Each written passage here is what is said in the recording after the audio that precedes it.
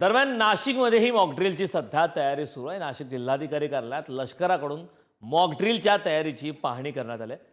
देशभरात उद्या मॉकड्रिल केलं जाणार आहे. त्याच दरम्यान आता नाशिकमध्ये सुद्धा मॉकड्रिलची तयारी सुरू आहे. देशामध्ये उद्याच्या दिवशी राबवण्यासंदर्भामध्ये सूचना देण्यात आलेली आहे आणि त्या सगळ्या पार्श्वभूमीवर जर बघितलं तर संपूर्ण जिल्ह्यांमध्ये याबाबतची तयारी जी आहे ती स्थानिक पातळीवर केली जाते. जिल्हाधिकारी यांच्या प्रमुख उपस्थितीत या संदर्भात आढावा देखील घेतला जाणार आहे.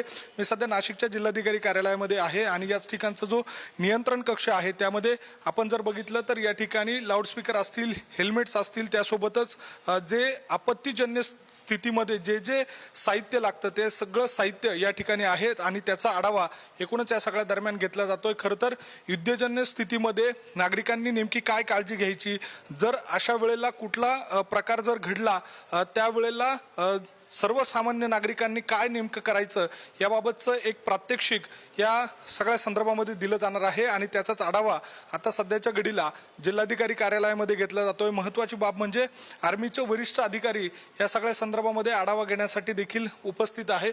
महत्त्वाची बाब म्हणजे जो नियंत्रण कक्ष जिल्हाधिकारी कार्यालयामध्ये आहे त्या ठिकाणी असलेलं साहित्य, आणखी साहित्य काय पुरवायचं या सगळ्यासह नागरिकांना नेमकं कशा पद्धतीनं सूचना द्यायच्या याबाबतचं जे आव्हान आहे ते केलं जाणार आहे. या सगळ्या बैठकीमध्ये नेमक्या काय सूचना केल्या जातात हे बघणं देखील महत्त्वाचं असेल.